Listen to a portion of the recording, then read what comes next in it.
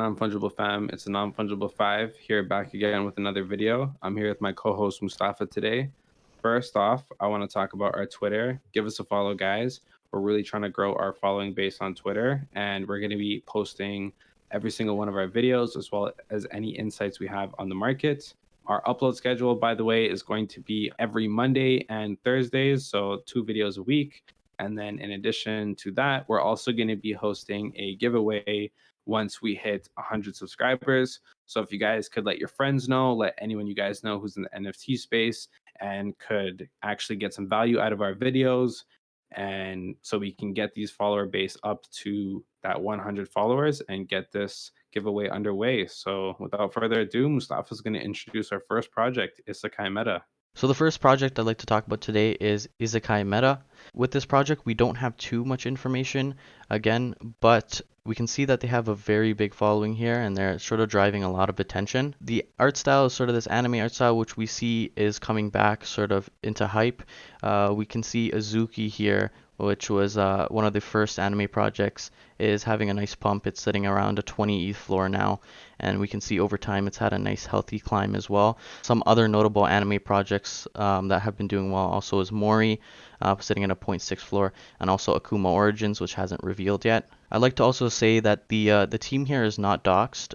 We have links to their socials here, but again, not much more information on personally who they are. I'm going to talk about the actual artwork and why I think the artwork of this anime project is so different and so special compared to other anime projects. So we have to go back to January when Azuki came out. So Azuki kind of started this anime trend.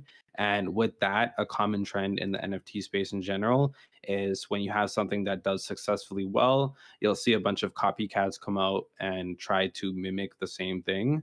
So there's been a ton of copycat projects that are really similar to Azuki, but haven't been able to actually capture the same amount of success or build a similar community with the same amount of strength that the Azuki community has. In terms of Isekai Meta, why I think it's so different is it doesn't look anything like Azuki. It's a style of its own.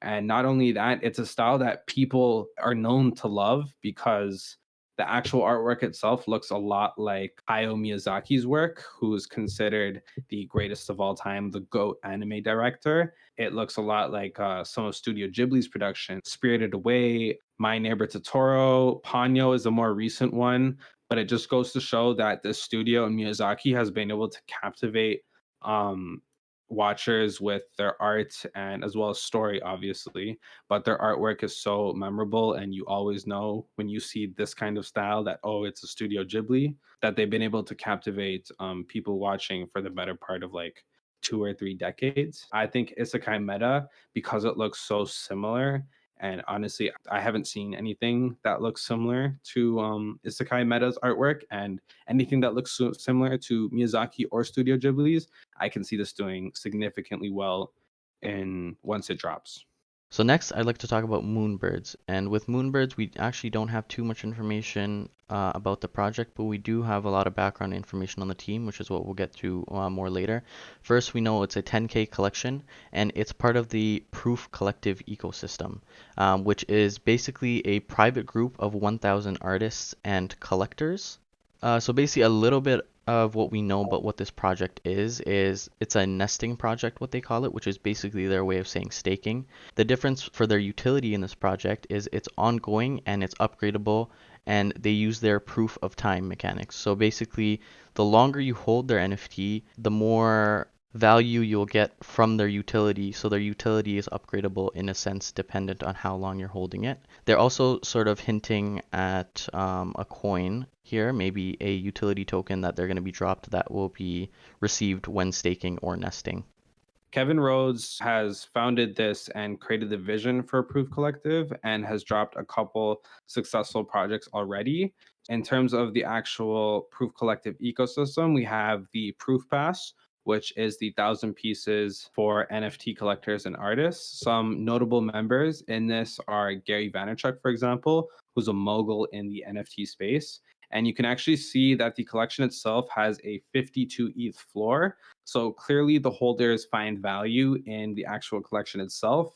You can see that as a collective, that the group holds a number of blue chips and extremely expensive, well-known projects, just to show that it truly is a community of collectors and artists. So another project we see that they've worked on was a collaboration with all these artists here. So there's 20 different artists and 20 unique pieces of art, and each artist was actually not named until after the NFTs revealed. We can see here it's a collection of 1,000 pieces, and there's some very notable artists here. You have again Gary V here, and also Larva Labs, which are some of the notable names of the 20 artists here. Their project for the grails is sitting at about 1.89 ETH, and we can see that it's actually still pretty active here.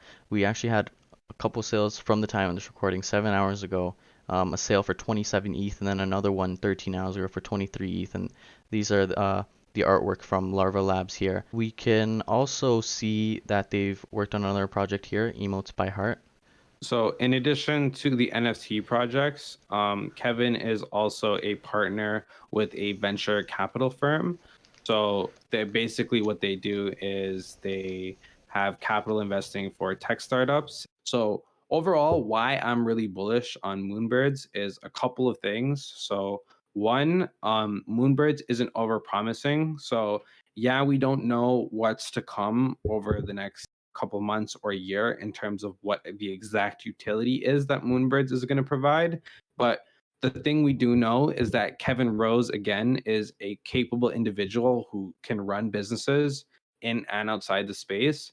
And the thing that I've noticed about him and the way he runs his projects is he has constant short term delivery. So, for example, when you were unsure about getting the Grails project, for example, it ended up being some of the biggest digital artists in the space. When you maybe have been unsure about Moonbirds and you wanted a little bit more information, it was only yesterday that he teased the actual coin. You can see that the constant delivery in the short term is a great thing for the project. And then he also keeps a very long term vision in mind for his project, which is inevitably a collection of artists and actual collectors of NFTs to form this wonderful community. In addition to that, the actual proof of time, I'm really bullish on that. The way he explained it, the way Kevin actually explains it, he used ApeCoin as an example. If you bought a base the day before the drop, you shouldn't have been rewarded the same amount of ApeCoin as someone who, let's say, was holding it 6 months earlier, for example.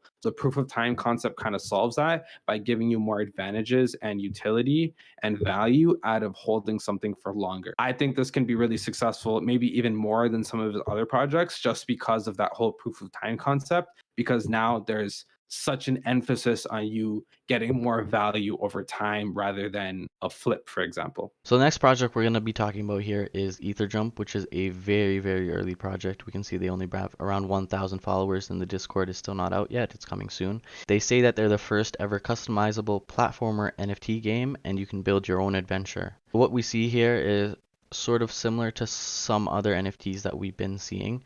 It's an interactive NFT, and it's customizable, and it's actually playable on OpenSea, which a lot of these Metaverse games aren't actually doing. It's sort of something that's new to the space. We can see an example of a project that's done this before, the Cryptoids. It's sitting in a nice 0.4 floor, so it's sitting pretty well, and it has quite a bit of volume traded.